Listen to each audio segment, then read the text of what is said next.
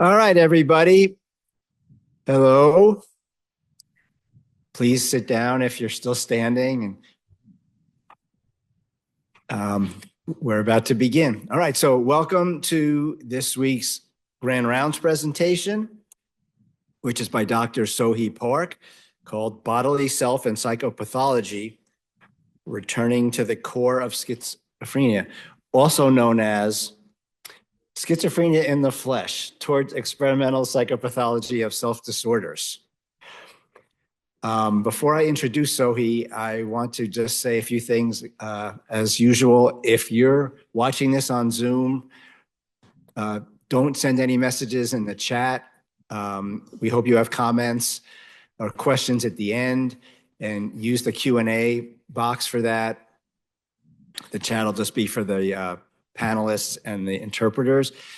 And also, please remember to do the evaluation at the end. There'll be a link that comes up at the end and also an email sent around tomorrow. Okay, so I'd now like to introduce today's speaker, who I'm really excited we were able to get for our Grand Round series. Sohee Park is the Gertrude Conway Vanderbilt Professor of Psychology in the Department of Psychology at Vanderbilt University. She received her bachelor's degree from the University of Cambridge in the UK, her master's degree from Columbia University, and her PhD from Harvard University in 1991. And during that time, she worked with Philip Holtzman, who was one of the most esteemed psychologists of that era, and really any era, and a great schizophrenia researcher and writer about psychotherapy and other topics as well. And together, they and she did some of the earliest studies of working memory impairment in schizophrenia and really helped establish that as a field. After completing a postdoctoral fellowship at Harvard, Sohee was an assistant professor of psychology at Northwestern University and then moved to Vanderbilt, where she was an associate professor and is now a full professor and has an endowed chair there. She's published hundreds of papers in her career and has been cited about 20,000 times now and is really quite influential in the field. She's also mentored several generations of students who have gone on to productive academic careers themselves.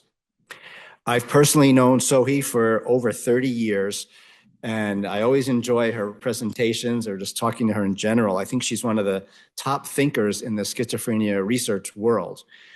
Her work is consistently unique and creative, and in my opinion, I'm going on the record here, she's done the most interesting studies in schizophrenia research for many years. And I'm sure none of you have ever heard me say that before because I haven't. So this is really the person who I think is doing the most interesting work in the field today. And I'm very confident that you'll all agree with me at 1 o'clock this afternoon. Not only is her work making advances in how we think about what schizophrenia is, but she's helping us understand it in a much more holistic way, including about what causes the experiences that the patients themselves have. And that's really an important counter trend because so much of the work in the field today really looks at schizophrenia as if it's kind of a set of computational failures. And somehow that explains why people feel like their body is dissolving or, you know, they experience the world differently. And so her work really is attempting to do this. She's bridging some of the original conceptualizations of schizophrenia, which have been forgotten about largely or ignored intentionally, and bridging those with insights from, you know, the most current neuroscience and using very creative experimental designs. So it's always a pleasure to hear her talk about her work. And now let's give her a warm welcome for her Grand Rounds today.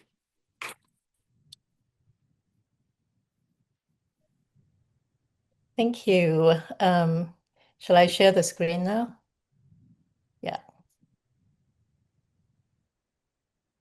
Sorry, I'll have to go here.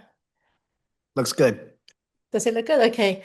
First of all, well, thank you so much for inviting me to share my ideas with you today at Grand Round. It's such an honor and pleasure. And thank you, Steve, for your lovely and very generous introduction. Rochester has significance for me personally as home of the most innovative vision scientists with focus on clinical issues, such as people such as Steve Silverstein, but also Judy Thompson, um, Brian Keane, of course, and my very long-term collaborator, Duye Tadin. We've been working together for, well, more than 20 years currently. So it's really nice to be here, although virtually, of course. But anyway, today I'm going to talk about something that has been bothering me for a long time. So I'm going to talk about an area of research that emerged out of conversation with my participants who had been patiently suffering through endless series of working memory experiments, endless series of visual perceptual experiments for years and years. So what happened was I trained in cognitive neuroscience. I was deeply immersed in searching for the objective biometric markers and the phenotypes that would characterize schizophrenia in one beautiful model. That was my aim. Then I began to really listen to our participants and what they were experiencing. So this is really the story of what happened after I started to listen. So I'm going to, okay, I have no disclosures. All right. So what is schizophrenia? Of course, you do know that. It's um, it's a psychotic disorder with early onset and chronic course, is one of the top 10 causes of global disability. So it has low prevalence, but very, very high personal and societal burden. Just remind you, schizophrenia, when we think about it, we diagnose schizophrenia, we're looking at symptoms such as positive symptoms such as hallucinations and delusions, negative symptoms such as anhedonia, blunted affect. But we then look at what's under those surface symptoms. And of course, perception, proprioception, interoception are involved. So memory, attention, emotion. These are the kind of functions that we study to try to get at schizophrenia.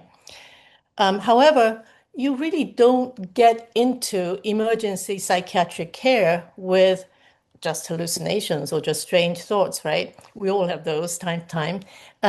It becomes a problem when the self begins to basically dissociate from the other. So it's really a social science that gets you into the clinic.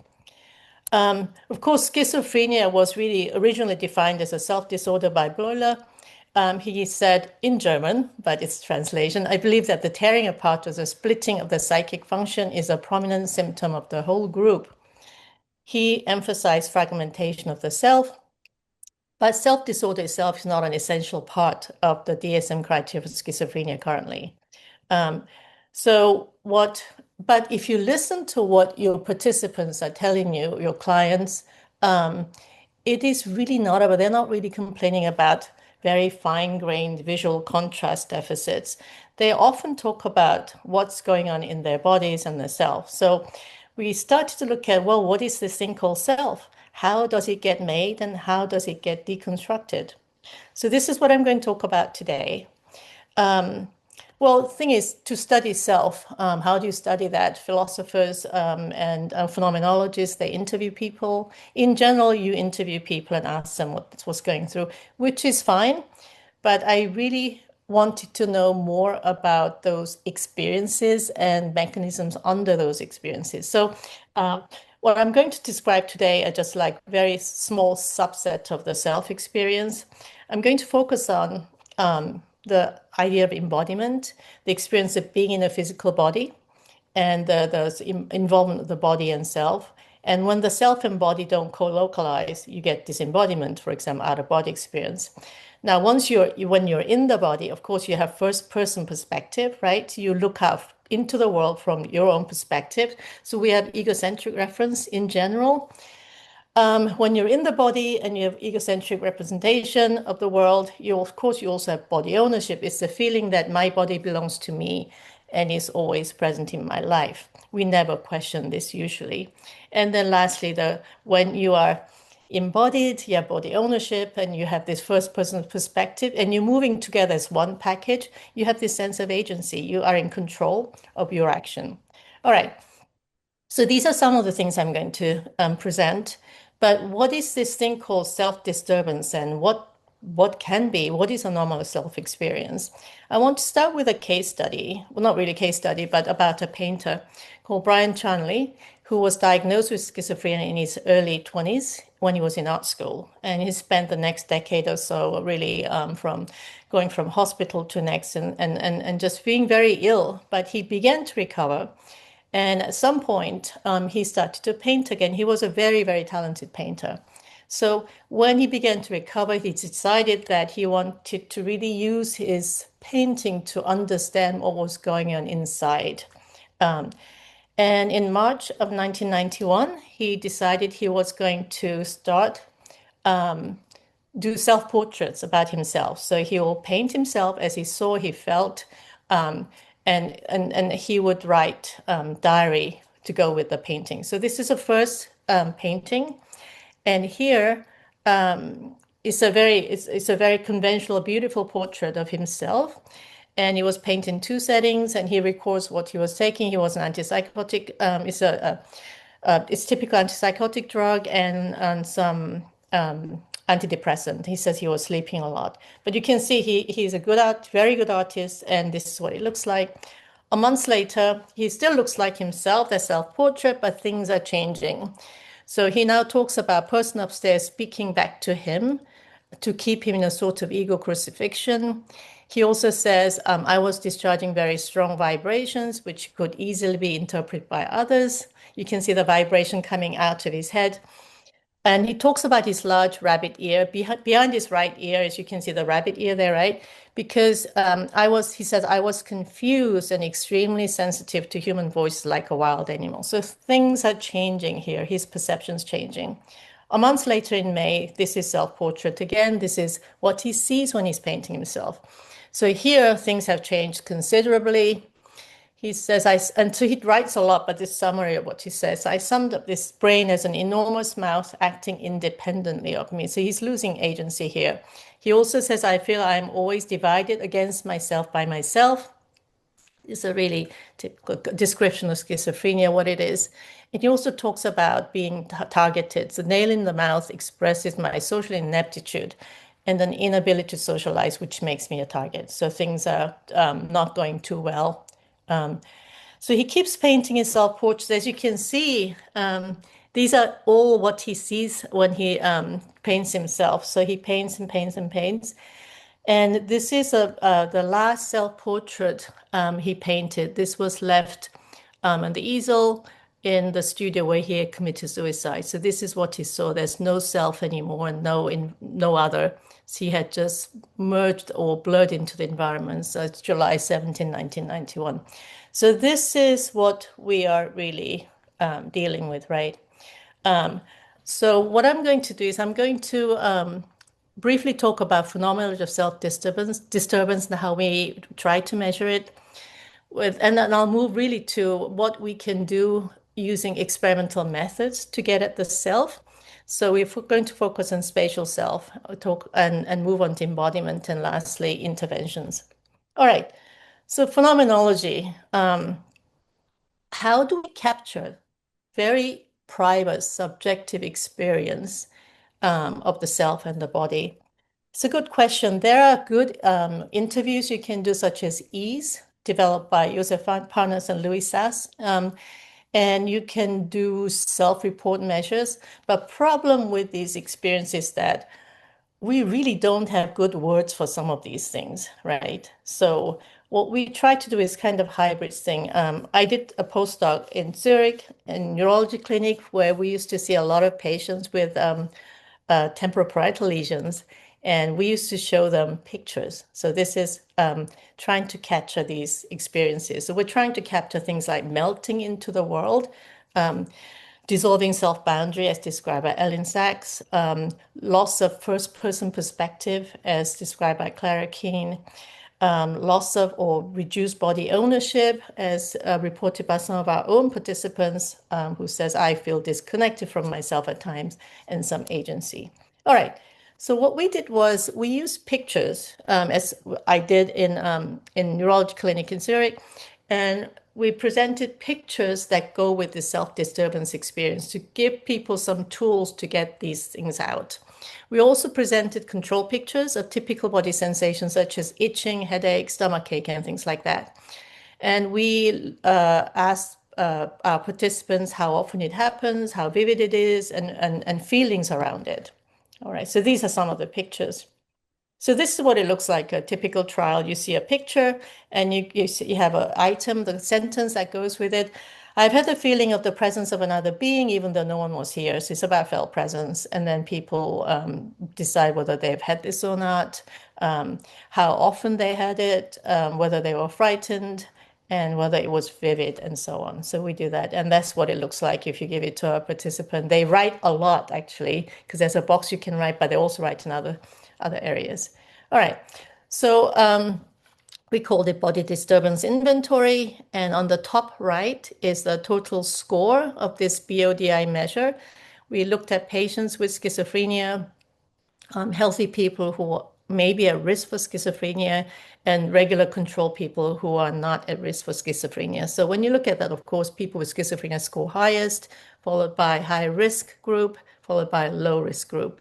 And if you look at the different subscores, total score, frequency, distress, vividness, and the control items like headache, schizophrenic subjects score higher than controls on all of those. So they have them more frequently, they're more distressed by it, it's more vivid, but in the control items, there's no difference. This BODI score doesn't seem to be affected by antipsychotic drug dose. Is actually exacerbated by social isolation in all three groups. So regardless of which group you belong to, the more lonely you are, the more of these scores you're going to have. It's stable across between 1 and 2 years in the patient group, and there's some subtle cultural differences. All right, so just to summarize this, like our instrument here, we find that this BODI score is elevated in the schizophrenia spectrum, is correlated with loneliness. And since we do observe them in healthy people who are at risk, we think it's important to observe bodily self-disturbance and social disconnection in late adolescence and early adulthood to get a psychosis risk. And we still need cross-cultural validation. We've done this, we've administered this measure in Korea, and it's largely the same, but there are some cultural differences. The distress part is very different, but it's translated to multiple languages, and we are making efforts to validate in different cultures. So this is what we tried to do at the beginning, and it's interesting, but this is still self-report measure. It just has a picture attached to each item so that it's easier for you to describe what you're going through. So we still need some other validation of what's going on, right? So we focus on spatial self to go beyond self-reports. How do you measure bodily self-disturbance in a more objective way? So we looked at spatial self, the self in space. And we focused on the boundary between self and others.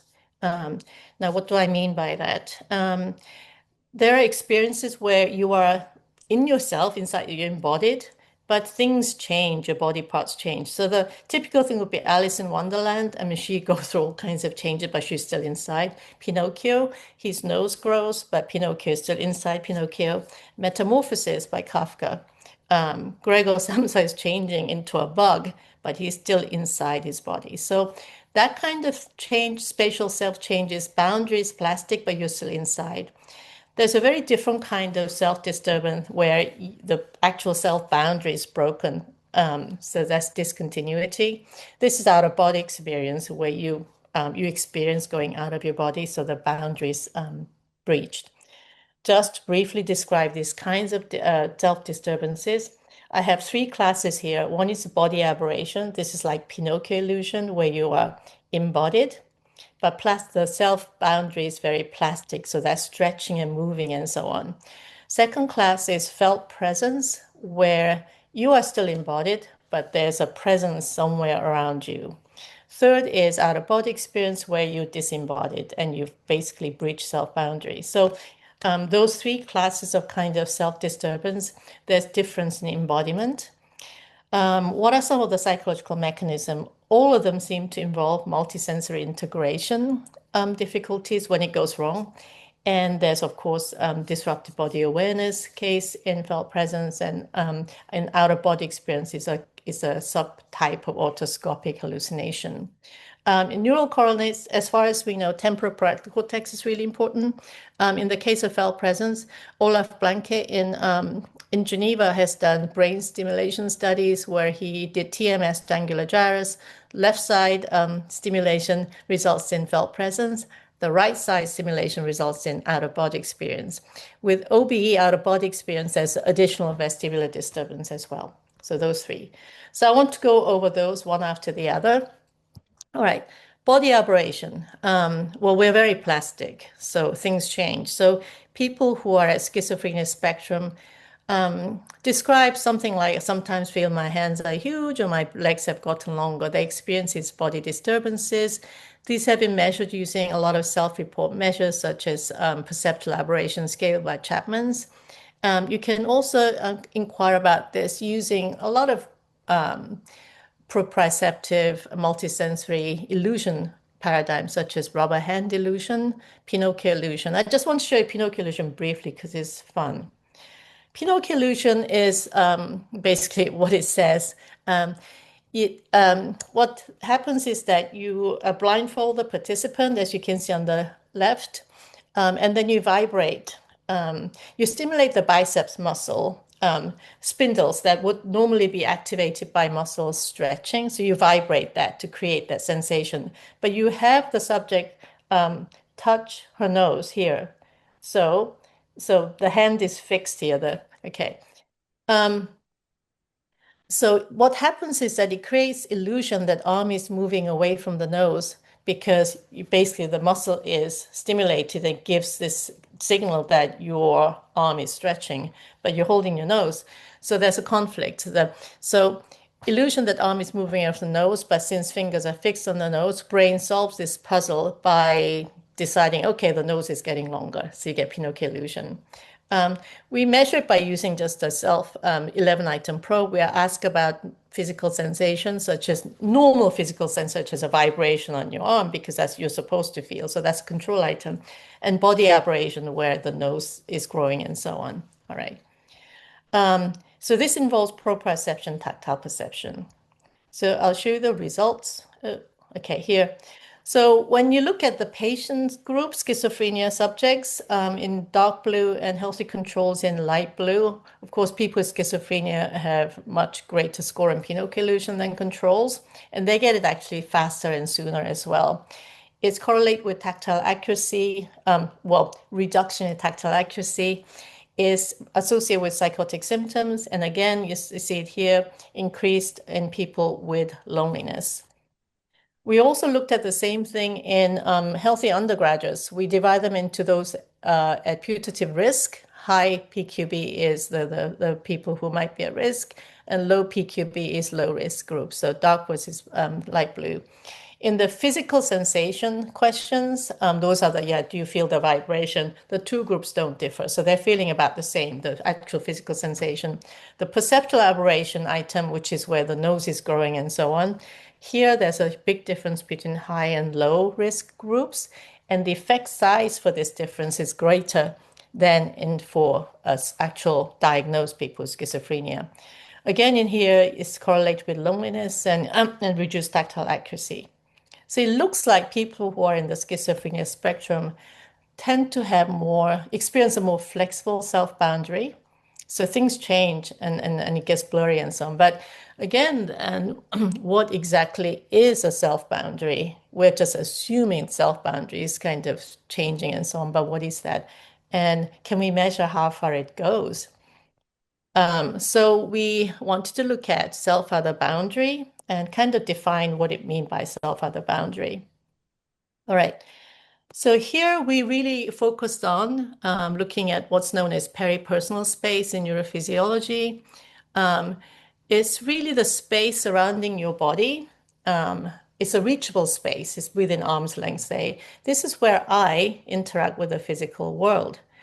And so it's like a flexible, invisible bubble around you. It's like your airspace that allows you to interact with your environment and protect yourself from potential danger. So it's your safety zone. And the size and shape of this bubble depends on the social context, for example. For example, if you're under threat, it's different from when you are in a friendly situation, right? So on the left is, I drew that here. We are in our own bubbles, and that within that bubble is peripersonal space. EPS refers to extrapersonal space that's beyond that bubble.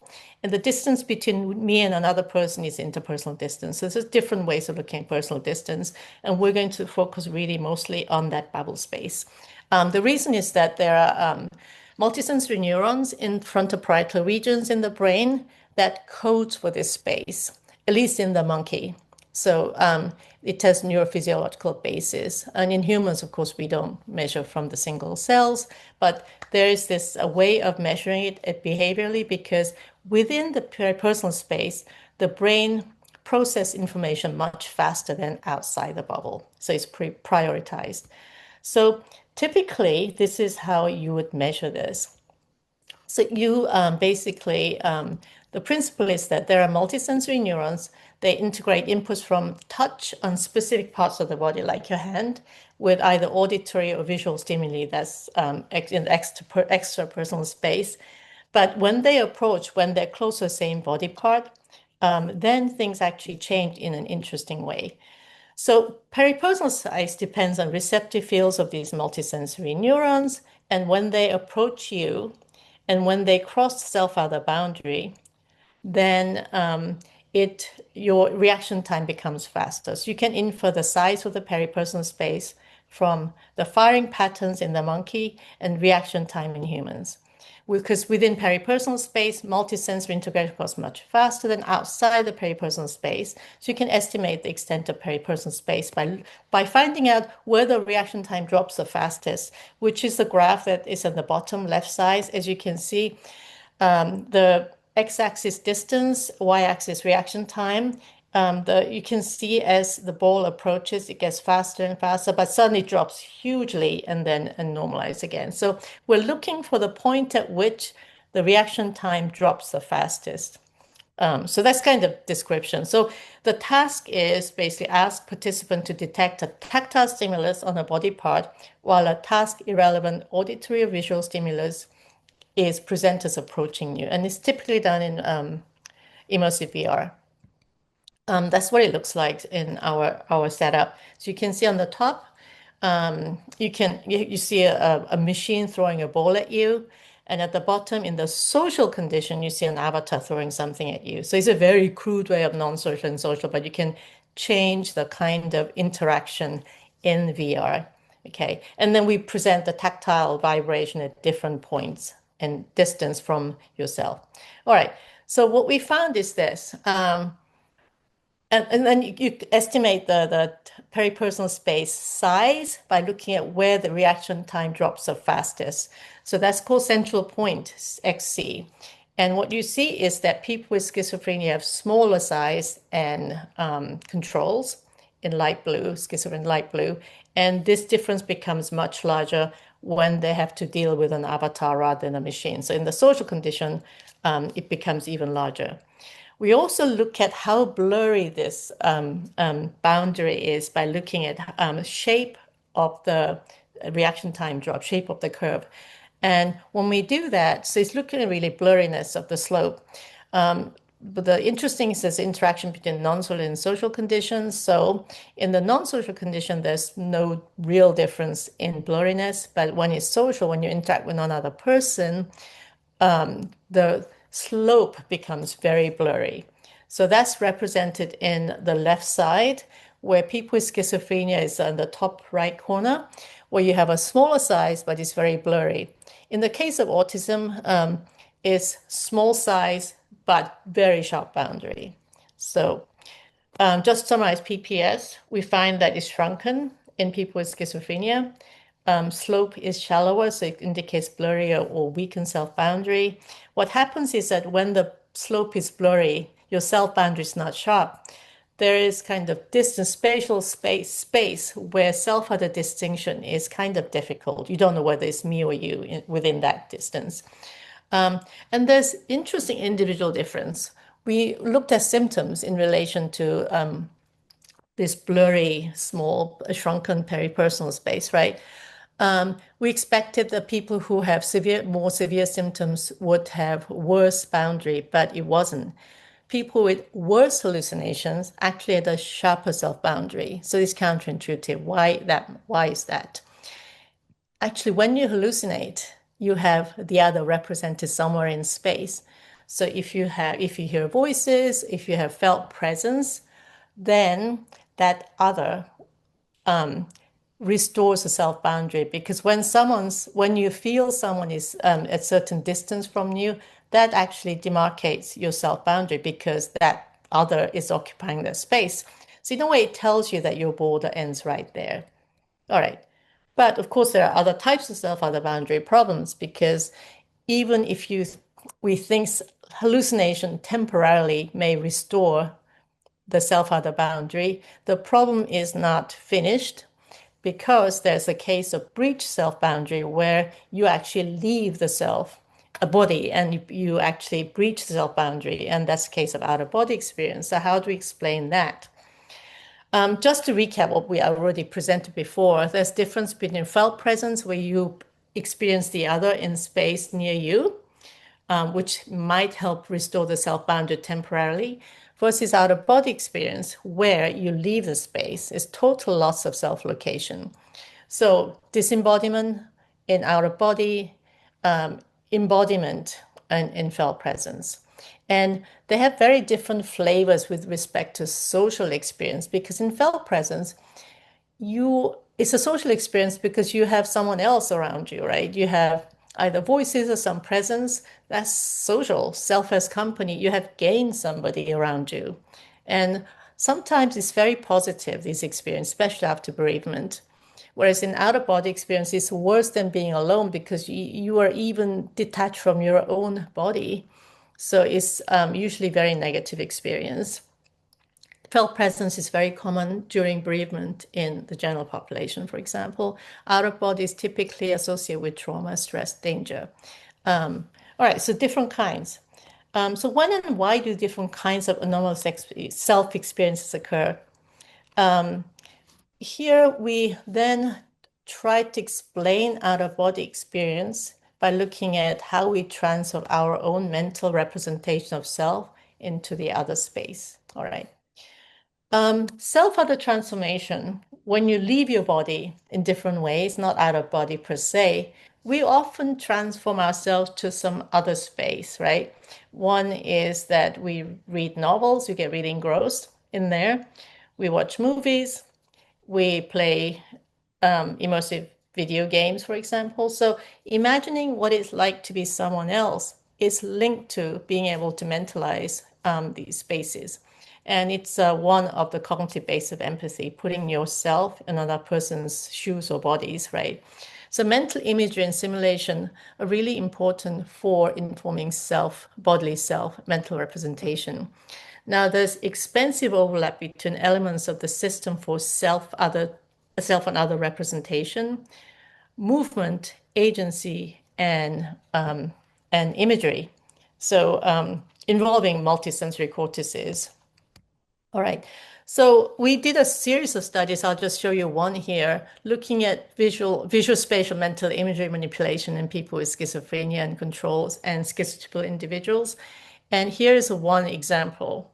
We looked at perspective taking and looked at egocentric rotation. So this is where you imagine rotating your body into someone else's body. So here you see the stimulus, which is a somebody, and then you see a circle around his hand here. And all you have to do is decide whether this is left hand or right hand. The A panel is easy because he's back facing the stimulus. So you just walk into his body and decide, oh, that's his left hand. So we don't really need to do self-other transformation. It's no perspective taking transformation required. In B, though, it's slightly more difficult. It's front facing. It does require you to do some transformation because he's facing you. So you actually then rotate yourself to his body and realize, oh, that's his right hand, right? So when you do that, on the right is percent error in this task. In the back-facing condition, which is the easy one, there's no difference in the two group. In the front-facing, we have the self-other transformation. People with schizophrenia in black, you can see the error rate is much lower. It's significantly different from health control. So here you see benefits in people with schizophrenia. We've done series of mental imagery studies ranging from the typical Shepherd's mental rotation task to image generation, image inspection, and jigsaw puzzles, all of those. In every single one of those, people with schizophrenia either do better or they're the same, so they don't have deficits. So we see increased visual imagery abilities in schizophrenia. They have better normal mental imagery performance compared with control, especially when it's the most difficult condition. We see the same thing in healthy schizotypal individuals, and in the schizotypal individuals who are not ill, it's correlated with cognitive empathy and, interestingly, creativity as well. So it sounds good. Okay, so they have great mental imagery, but is that always good? Maybe it's not, because if you're doing too much self-other transformation, if you're always in somebody else's body, if you're always in third person perspective rather than first person perspective, this is not good because your body is not localized with a self. So this might explain why they're experiencing more of out-of-body experience, because this tendency to go into third-person perspective.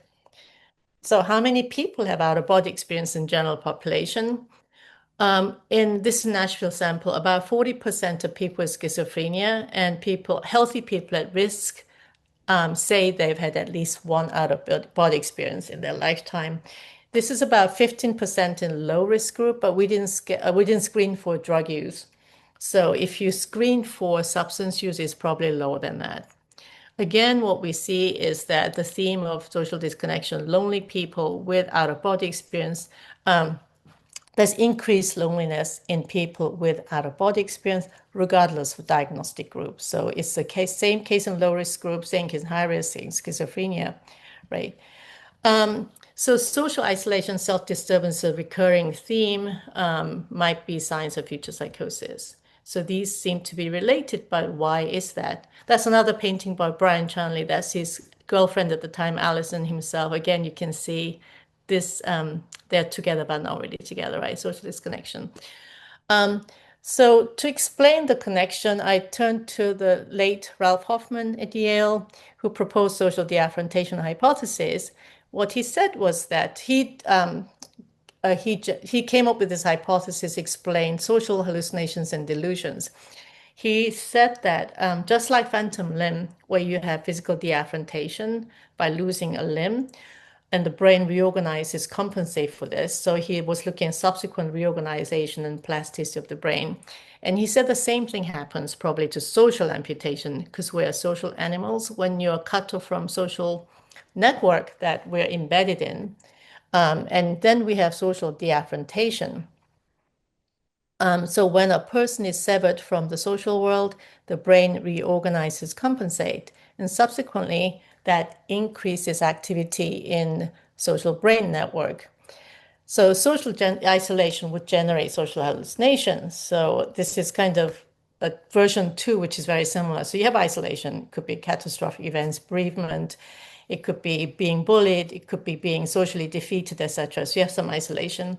Then you get social amputation because you're not getting input to social brain network, you're alone. Then there's compensatory activation to return to social homeostasis, right? So you can go two different ways. When you're able to engage with this thing to come back to your social homeostasis, you get experience of felt presence because you create the other, like Robinson Crusoe, certainly at Man Friday popping up. You get guardian angels, you get ghosts. So this is kind of a neural basis of ghosts. But if it's really, really much more severe and you are disengaging, you get loss of body ownership, so out-of-body experience. So that suggests that felt present actually could be helpful and adaptive in the short run, and that's what we do find. This is from healthy healthy individuals, we looked at resilience and also closeness to God. So on the left is resilience. It's just a self-report questionnaire, Brax. And we compared people with felt presence, people with OBE, and people who had neither. What you see is that people who say they've had felt presence are more resilient than people who haven't had anything. And they're much more resilient than people who've had OBE. So that suggests that having felt presence can help you. On the right side is spiritual experience. It's really specifically about feeling close to God. People with felt presence feel close to God compared to people with out-of-body experience and people who have neither felt presence or OBE. So that just gives you some handle at whether felt presence can be helpful. So felt presence may be temporarily adaptive, but it's probably maladaptive in the long run because you have social differentiation, you generate felt presence, and then because you have this social other, you interact with the felt presence. If you do that in the long run, during brief bereavement, you interact with the person who passed away, but usually that stops after you will kind of move on. But in the case of, let's say, psychosis, you continue to interact with felt presence, it probably leads to delusions. And then when you have a lot of delusions, then it prevents you from having more social interaction, and then it leads to more social isolation, then you get more social differentiation. So chronic situation is not good. It reduces interpersonal synchrony, reduces social mimicry, reduces oxytocin levels, and so on. So it's not adaptive in the long run. So we see that out-of-body experience, felt presence, it's increase in schizophrenia spectrum. Some people have both, some people have one or the other. Such body kind of aberration, late teens, predicts psychosis in midlife. This work by Mark Linsenweger, who is very near you geographically. Self-disturbances associated with loneliness, and social disconnection really affects how you feel inside. So we then look for what are some of the body signals that might contribute to self-disturbance. So one of the things you can study is sense of the inner self, so interoception. And Zacharias and his colleagues have found that interoceptive accuracy, being able to detect internal sensations such as heartbeat, respiration, and so on, is changed by after social exclusion experience. So in a very, very mild social exclusion experiment using Cyberball, it's a playing video game and you get excluded from playing it. They found that in healthy controls, after playing this and being excluded, heartbeat detection accuracy decreased and temporarily. Casiopo and Casiopo published like 15 years ago that in lonely people, embodiment is reduced, and they pointed to reduced interpersonal synchrony and mimicry. So things are going on inside in lonely people. So when we looked at interoception embodiment, okay, so just describe while we're looking at that. Now, interoception has been known to be impaired in schizophrenia since 1900.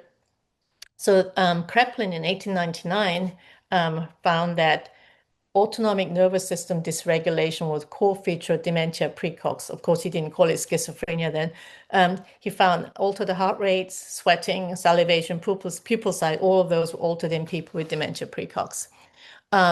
Then much later, when people actually focused on interoception per se, using, for example, heartbeat counting task, it was found that people with schizophrenia had reduced sensitivity and accuracy on heartbeat counting task. And then another piece of evidence that interoception is not quite right is that internal state is frequently disconnected from awareness in people with schizophrenia. For example, there's a higher rate of alexithymia in people with schizophrenia than non-schizophrenia population. There's also discrepancy between self-reported arousal and psychophysiological indices of arousal. So what they say they feel is different from what the psychophysiology is telling you. So they're all bits of information suggesting that interoception is disrupted in schizophrenia. So what we did was we wanted keeping the theme of mental representation, we want to look at mental representation, internal feelings. So we used a mapping task to look at embodiment in schizophrenia. So we use this mapping task called embody. So you get it's done on the computer. So on the left, you get a screen with two body outlines, and you get a word, for example, sadness. And on the left, for this body, you get the instruction, please color in the regions whose activity becomes stronger and faster when you are sad. On the right, for this body, please color the regions whose activity becomes weaker or slower when you feel sad. So you do that and you get this kind of activation, deactivation maps, which is quite nice. And so if you look at healthy university students, this is from Vanderbilt, what you can see is that different emotions come with different fingerprints, or I guess body signature of different emotions. So you can see sadness is very different from happiness.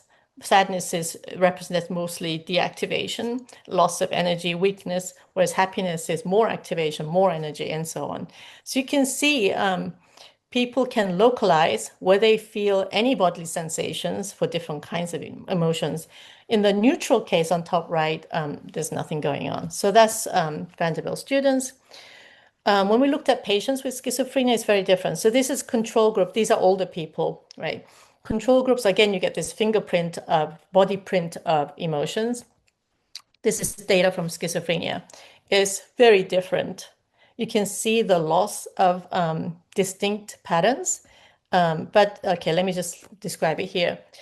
You have undifferentiated internal sensation locations in schizophrenia. You also get distinct different body mapping of some emotions. For example, look at depression here. In controls, depression is represented loss of energy, weakness, it's all blue, right? In people with schizophrenia, there's no deactivation, and instead you have activation in the head. So it's really different experience. In the case of love, you can see on the left there, it's very much activation all on the body for the control. With schizophrenia, it's there, but it's reduced. So awareness bodily sensations seem to be different, locations are different, but what does it really tell you? There's certain things involved. Attention and strength of the interoceptive signal would be important, but also its ability to recall and simulate those sensations. So it could be one or the other, or both. It could be both. And we haven't figured out which is, so that's the next step in this, this series of experiments. One thing we did do with this thing was like, we asked people to map their emotions, but what we want was, where is the self? If I asked you now to close your eyes and point to where you are, can you do that? Just like 1 second to humor me.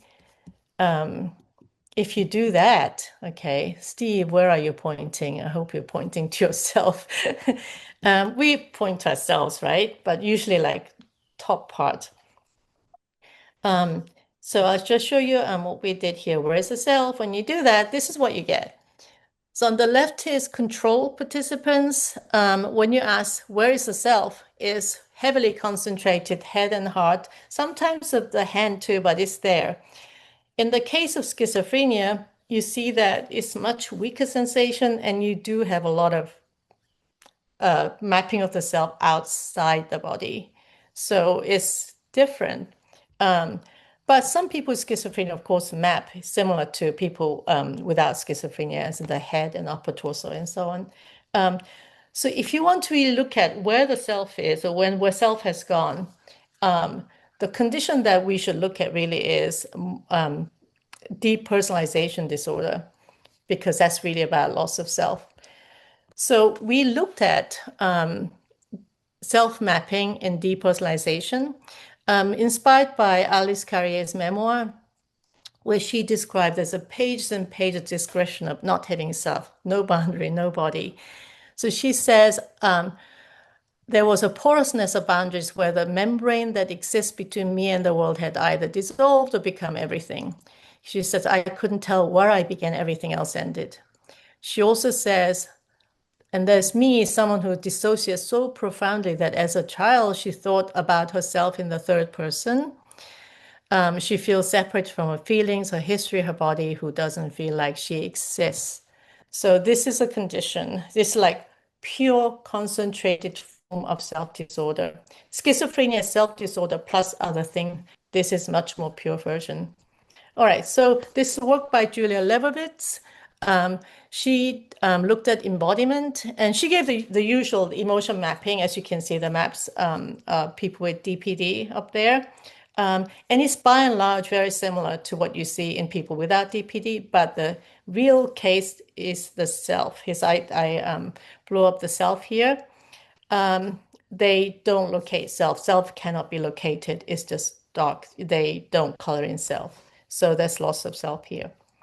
So summary embodiment so far is that we do find altered embodiment in schizophrenia and depersonalization disorder, whether it's about emotion or self-mapping.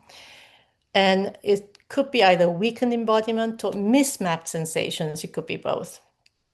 Now, there are also cultural considerations where we start to look into this in Korea, and mapping is similar, but interpretation might be a bit different.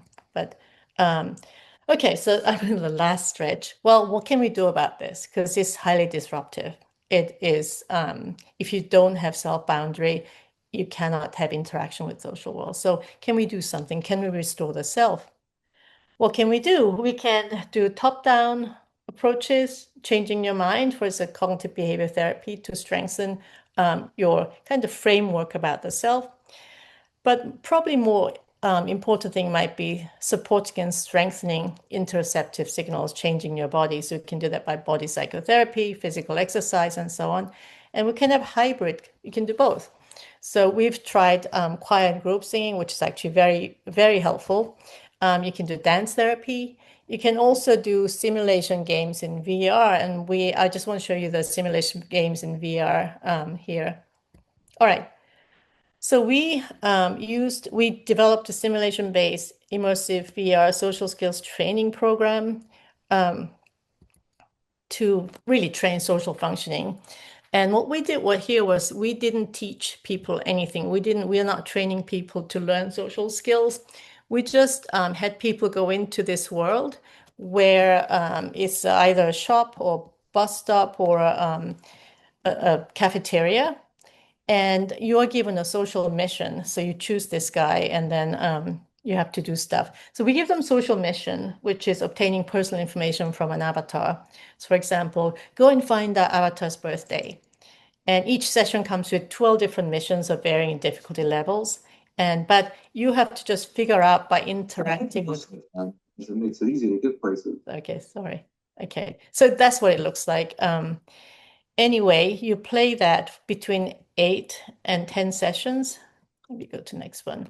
And then what you see is that symptoms improve after this training, which wasn't really training, is simulation exercise, spread out over 8 to 10 sessions. And what you see is that negative, positive, and BPRS symptoms all improve.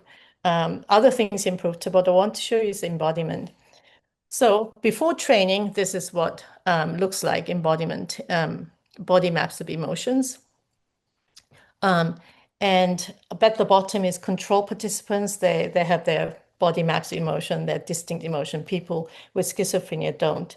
And this is after training. Oops, I just want to, okay. Can I do this one to just, okay. I just want to show you one particular emotion, love, because love is the most pro-social interpersonal emotion, right?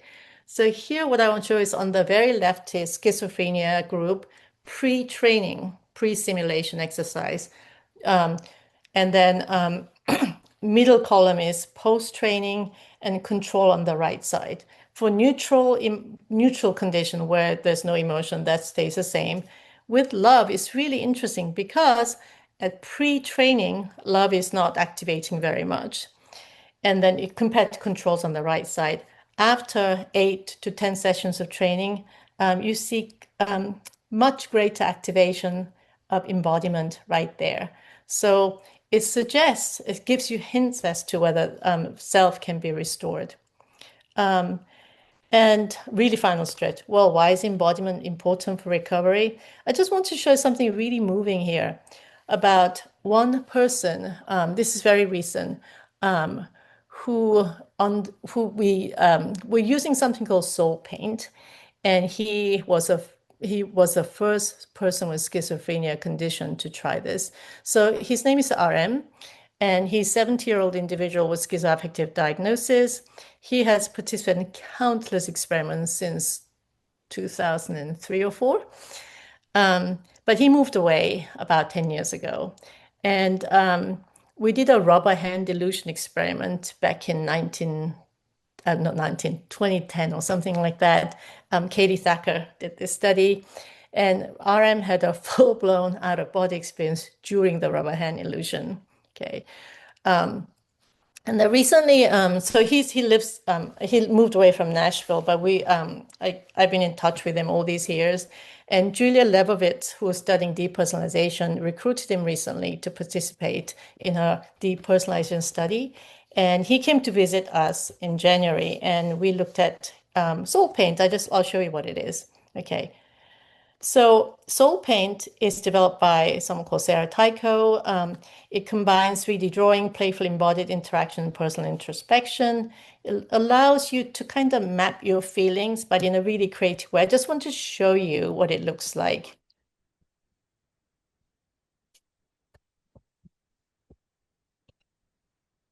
Where you feel.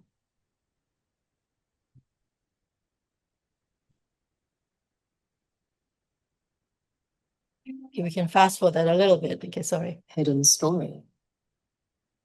This is a chance to explore yours. So what you do is you An experience that brings together art and science to reveal the infinite and complex worlds of feeling hidden within us all. So it's similar to what we've been doing the Embody, but it's 3D. You go into this virtual world. It's beautiful. You explore it, and then you paint your feelings with different paint brushes, different colors, and so on. And it's in there, and you go into your own virtual body, that blue body, and you paint your feelings, and then you can release them. So let me show you what RM did. Okay, so this is recording Julia made during the Soul Paint experience. So this is RM, the participant. He's embodied in this body, the blue body here, and I just want to play this. The blue starts out in my stomach.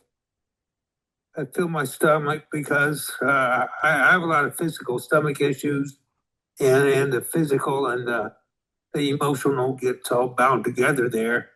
And the physical and emotional gets mixed up. I've got all kinds of stuff going on in my gut.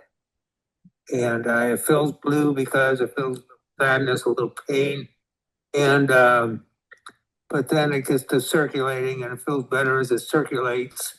And then it so then it kind of jumps out. It jumps out and wants to it wants to go on a journey. But the blue feeling wants to go on a journey. So it jumps out of my body and it travels around and circles around. And it's circular. It goes in circular motion. Can you see the? And it goes out and finds someone.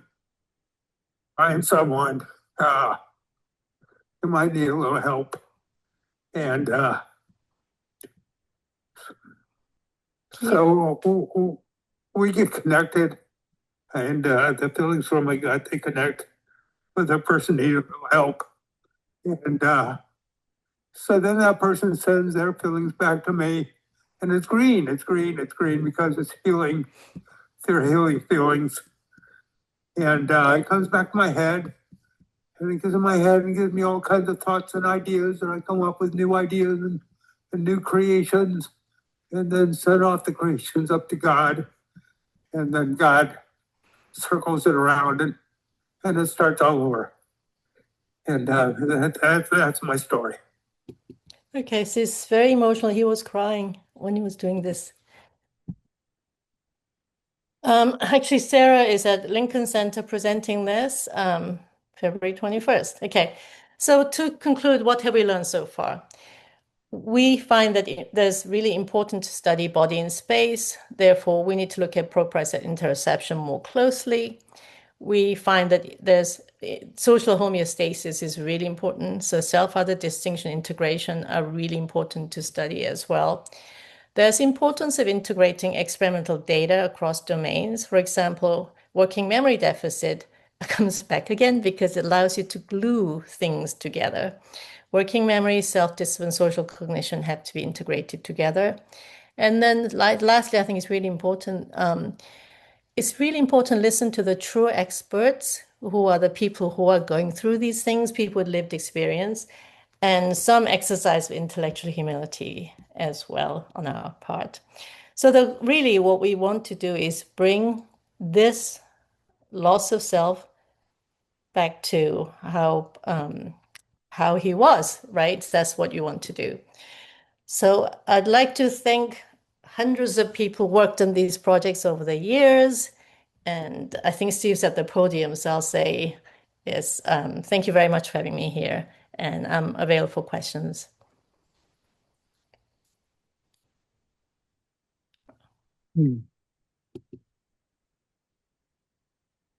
All right. Well, thank you, Sohee. That was an excellent presentation. I wish we had a little more time. We're technically out, but let me see if there's any questions here in the room. Oh, we do have one from Dr. Dodell Fader.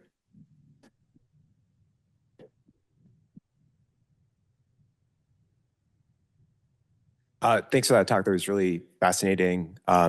Totally agree with Steve too about you doing some of the most interesting work in the field right now. So fun to hear more about it. I'm really curious about this association between social isolation, loneliness, and these bodily self-disturbances. You talk about social deaffrontation, and my understanding of that framework is that it predicts that isolation should produce an amplification of social experience and social thinking and social perception. And I think felt presence is a really nice example of how that framework works, because you're kind of perceiving this social agent that perhaps isn't there.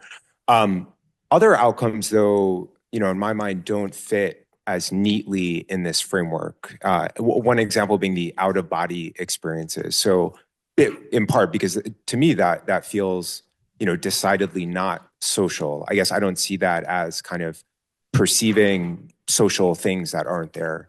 So yeah, I guess I was hoping you could expand upon that and how you see out-of-body experiences working. Yeah, so I think what happens, and very briefly alluded to this, with out-of-body, when things just become much more extreme, it breaks down, so you can't adapt anymore. So so what we think happens is that if you engage with the social deaffrontation experience, then you do adaptive thing. The brain works to bring you back into the social homeostasis. You get felt presence. So you get less lonely, for example. With out-of-body, when things are too extreme, then the mechanism breaks down, and then you disengaged. So that's our explanation to date. The other thing might be that is different mechanism, right? Because in brain stimulation studies, in right-handed people, left TPJ activation gives you felt presence, but right TPJ activation gives you out-of-body. So you have different, even neurological mechanisms involved. But yeah, I agree. I think we have to look at adaptation breaking down, and then basically the social stimulus that you create is your own body, which is you left, but you go back in and out. So I don't know if that explains further, but felt presence, yeah, that's engagement, and out-of-body disengagement. Okay, thank you. So we're over time now. I'm going to make the executive decision to stop, but which is too bad because we had some great questions come in over the Q&A box from people on Zoom. So I would suggest we're going to send all the questions to Sohee, and maybe we'll get answers, but you can also contact her directly at Vanderbilt University. Some great questions about psychopharmacological possible interventions for this, and issues in some other psychiatric disorders, et cetera. So, Sohee, thank you again. That was great. And Steve, I'm supposed to stay behind with the residents, I think, until 1:45. yes.